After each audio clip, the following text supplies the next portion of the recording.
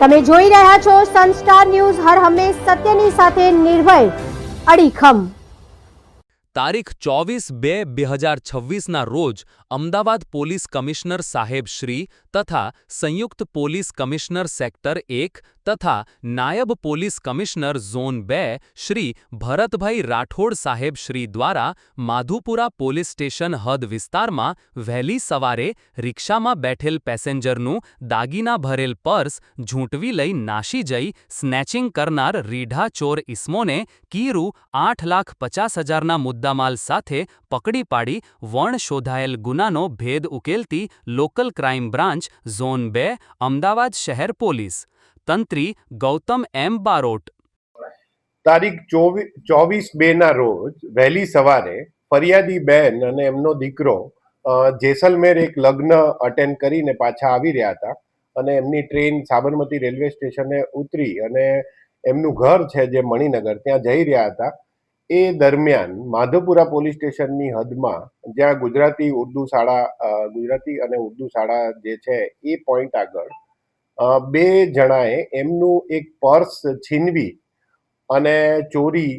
કરેલી હતી, ચીલ ઝડપ કરેલી હતી, જેમાં 19,43,000નો મુદ્દામાલ હતો। એમાં ફોન અને બેનના સોનાના ઘરેણા કે જે તેઓ લગ્ન દરમિયાન પહેરવા માટે લઈ ગયા હતા એ ચીલ ઝડપ કરી અને બે જણા ભાગી ગયેલા।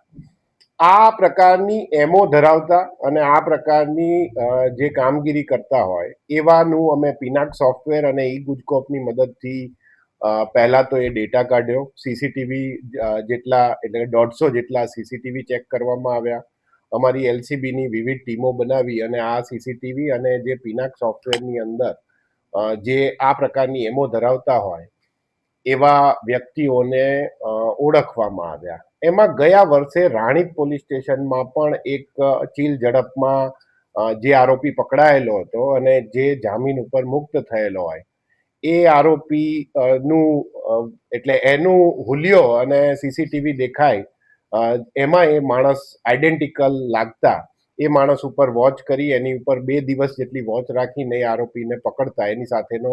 એનો જે બીજો આરોપી છે એટલે સહ આરોપી એનું નામ મળેલ એ પણ પકડી લેવામાં આવેલ અને એમની પાસેથી 8,50,000 જેટલી